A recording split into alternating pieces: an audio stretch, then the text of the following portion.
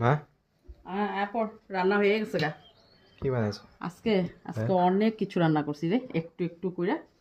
পাপা কালকে অনেক সবজি নিয়ে এসে, তুই মাছ ভাজা খাবি কইছস, হুম হুম লেগা মাছ ভাজা দিয়ে দিছি তোরে, ও, ঝুলেও দিছি, খাইলে খাইতে পারবি।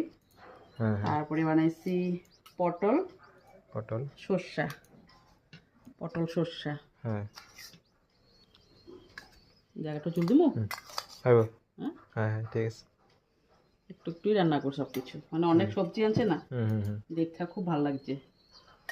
লেগে একটু একটু করে পটল ভাপা, এটা ভাপা কিন্তু, হ্যাঁ, হ্যাঁ সর্ষা দিয়ে এক লগে মাইখা বসাই দিছি।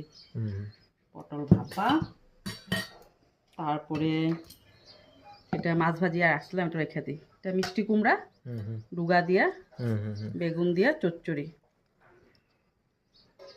বেগুন মিষ্টি কুমড়া আর আলু দিছি। ডুগাই দিতে, ডুগা খাইতে ভালো পাস। হ্যাঁ হ্যাঁ দেখো হইব একটু দিব। হইব হইব তারপর রান্না করছি কাঁচা কলা দিয়া মাছ, কাঁচা কলা আর আলু দিয়া, দেখ মাছের কালারটা কি সুন্দর হয়েছে।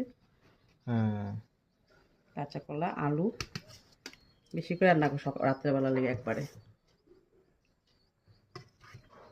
মাছ দিব এক পিস, দাও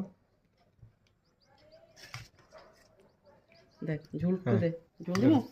দাও তারপরে টকটা তুই নিয়ে আনিস, মিষ্টি চাটনি আর কি, হুম হুম, তেঁতুল দিয়ে বানাইছি আজকে।